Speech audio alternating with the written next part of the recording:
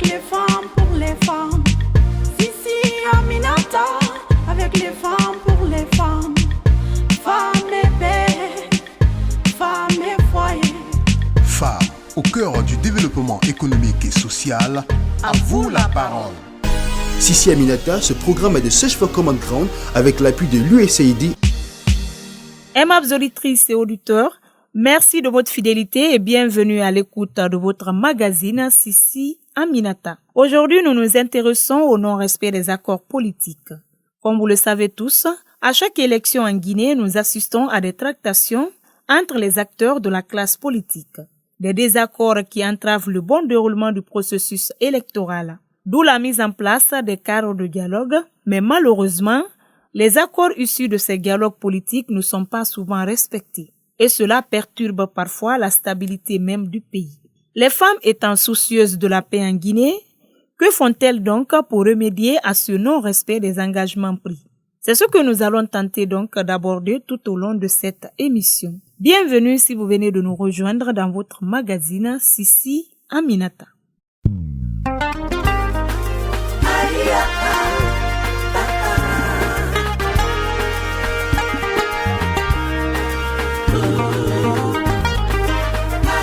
Le dialogue est sans doute le moyen le plus sûr pour régler les différends.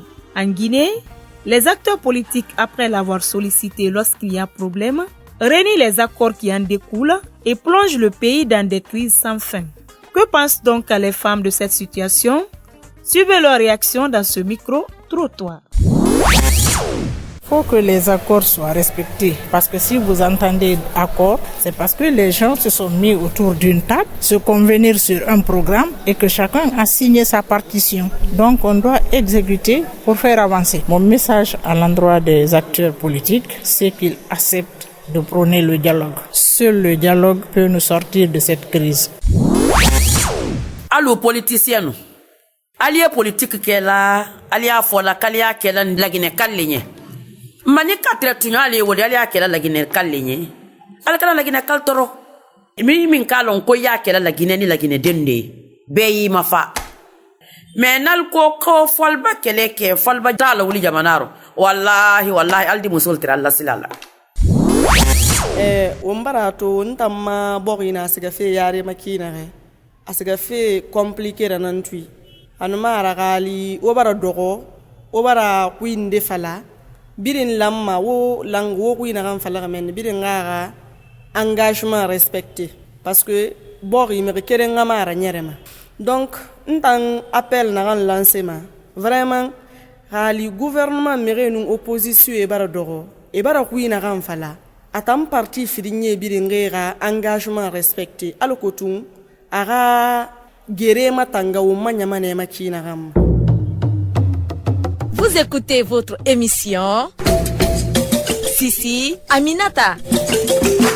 Après ce micro-trottoir, notre équipe est allée à la rencontre de Madame Ganlo Iliassou.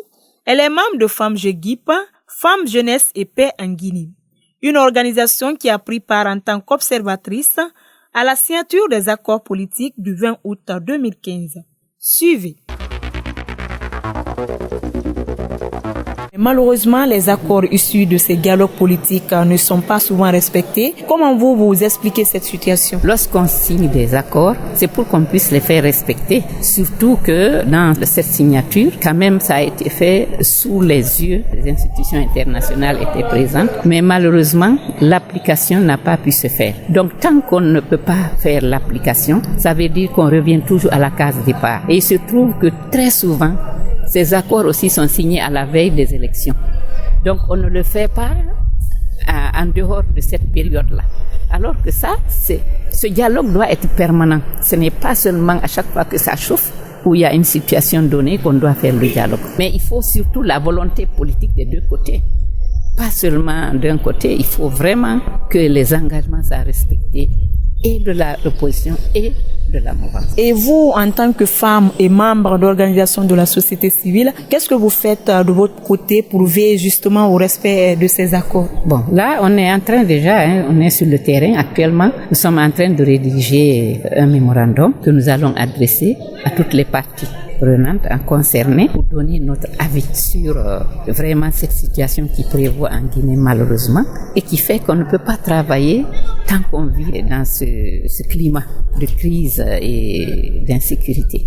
Donc nous sommes déjà dans je ne dirais pas le contenu, mais nous sommes déjà dans cette phase et on est en train de finaliser ce document. Lors de ce dialogue, vous avez été observatrice. C'est mon organisation qui a été représentée par 2 personnes. Et donc ces personnes avaient suivi ce dialogue et au fur et à mesure, nous avions joué dans l'ombre parce que en fait la société civile, c'est que dès que vous constatez qu'il y a la crise, il faut aller vers un camp et vers l'autre pour essayer de désamorcer la crise. Et c'est ce que nous avons fait et on regrette qu'on soit observateur seulement. On aurait voulu être dans le comité comme des acteurs à qui on demande l'avis. Mais si tu ne dois qu'observer et agir dans les coulisses, ce ne sera pas efficace. Donc notre souhait, c'est d'être vraiment impliqué en tant qu'acteur membre des structures de dialogue. Et c'est dommage que nous apprenons que ce cadre de dialogue a été vraiment disloqué. C'est vrai, en tant que membre de la société civile, vous avez le droit d'intervenir lorsqu'il y a une crise entre les acteurs politiques. Mais malheureusement, aujourd'hui, on a l'impression que la société civile a du mal à s'imposer. Oui, je suis d'accord avec vous. En fait,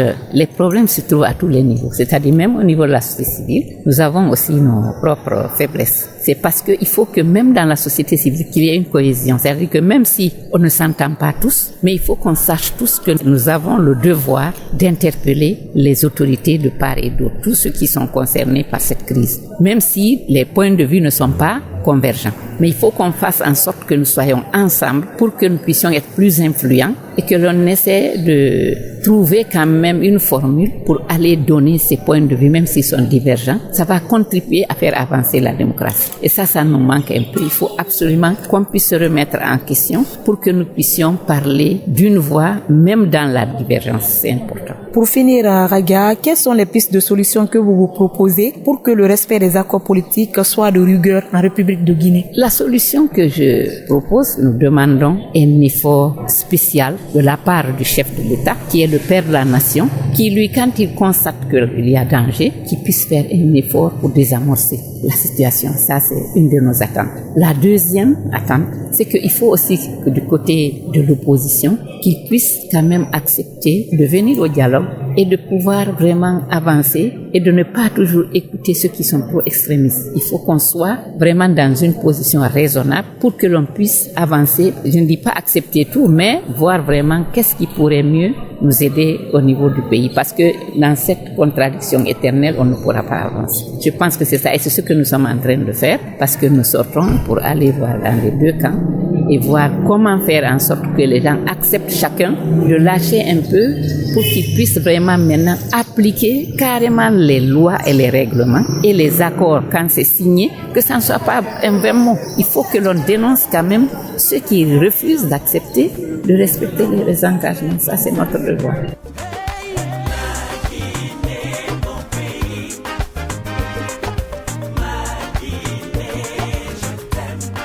Place à présent à notre rubrique La vedette du jour. Nous y avons comme invité Dr Makoni Donzo. Sa structure, le CECAF, a également participé au dialogue avant la présidentielle de 2015. Je vous laisse donc découvrir notre vedette du jour. Vous écoutez votre émission Sissi Aminata.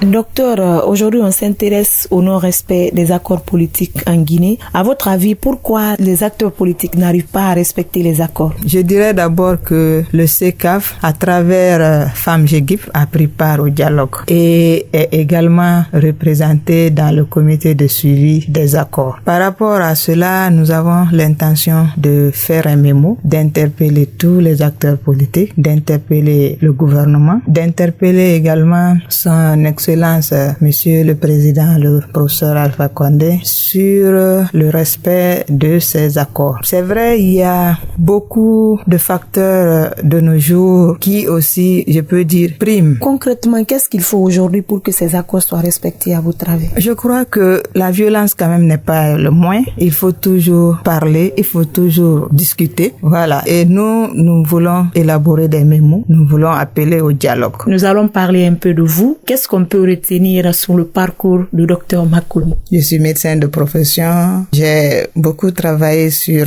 les questions de santé pour un départ. Et ensuite, j'ai été déviée un peu de mon chemin. J'ai travaillé sur les questions de genre, sur les questions de résolution de conflits, sur les questions de participation politique de la femme. Et pour le moment, je travaille encore là sur les questions de santé maternelle et infantile. À côté de cela, je suis une femme de ménage, je suis mariée, j'ai 4 enfants. Donc, je me bats pour joindre les deux bouts. Comme vous l'avez dit, vous êtes médecin de profession, mais vous avez décidé de vous lancer dans la vie associative, dans la promotion de la paix et autres. Qu'est-ce qui a motivé ce choix? Vous savez, le fait de travailler sur les questions de genre, comme vous savez, le genre, il s'agit de défendre les droits de la femme. Et on prend goût petit à petit, voulant défendre les femmes. Vous savez, dans le genre, il y a un volet 1325, la résolution 1325. Et cette résolution parle de la participation de la femme sur les questions de conflit. Donc, c'est un peu ça qui m'a beaucoup motivé à être impliqué dans la société civile, parce que là, je travaillais beaucoup avec la société civile, je travaillais beaucoup avec les femmes à côté de la médecine. Donc, ça veut dire que vous continuez à pratiquer la médecine?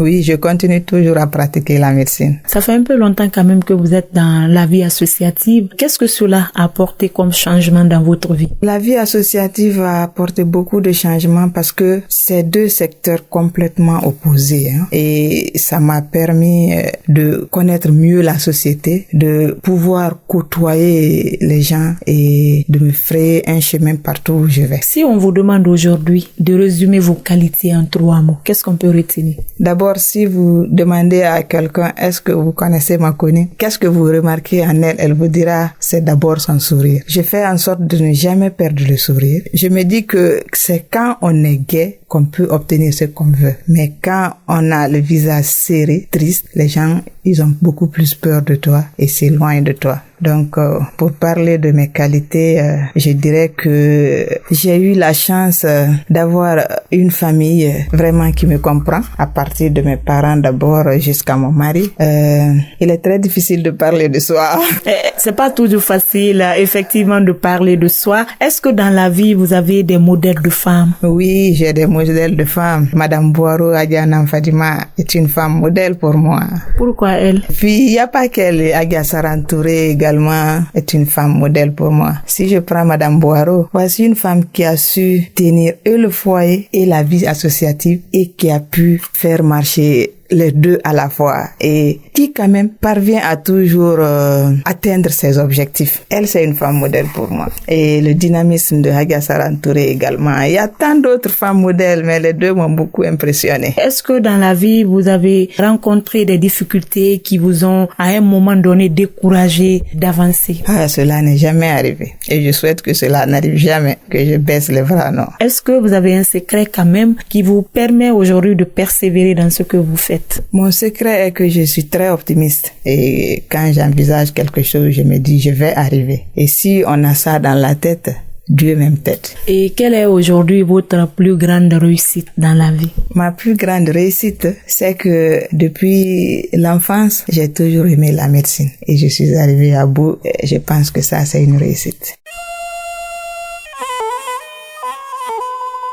Chères auditrices et auditeurs, ainsi prend fin votre émission Sissi Aminata.